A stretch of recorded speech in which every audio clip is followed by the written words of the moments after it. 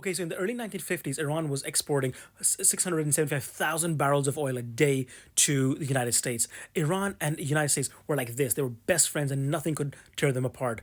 Nobody had any idea what was just around the corner. Okay, so it's important to understand that in the early 1950s, the Cold War was just getting off the ground, right?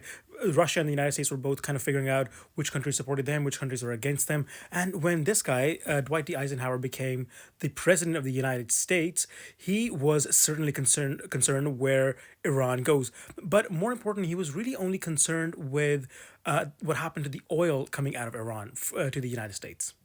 Now, at the same time, Iran was going through a monumental shift. This bad boy was running the show, and he was kind of like the first person in Iranian history who was kind of taking the power to the man. He was the one who was trying to reclaim power from the Shah. He had this idea that the Shah should reign but not rule, as in the Shah should have limits to his powers, and that Iran should be responsible for their own foreign policy that had kind of been taken over by the British, by the Americans, and by the Russians over the preceding 50 years. Now, Americans obviously didn't like that the Iranians were starting to think for themselves and trying to reclaim control back from these Western powers. So Eisenhower put this guy, Allen Dulles, in charge of the CIA, and they got together to figuring out how to get rid of Mossadegh. In July of 1952, Mossadegh came back in power as his second stint as a prime minister of Iran, and he got to work straight away.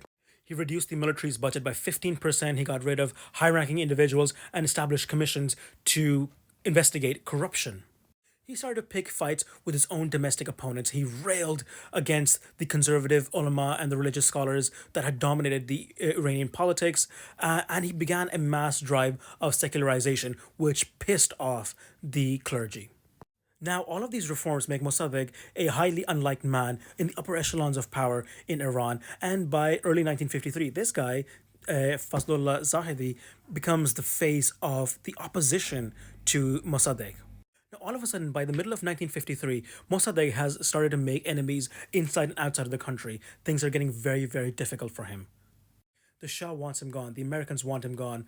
The British want him gone. The religious clerics want him gone. So things are getting very, very, very tense in Iran by the summer of 1953. So join me in tomorrow's episode to find out how the Americans, the British, and the Shah combined to get rid of this man from power. Follow me for more interesting history stuff.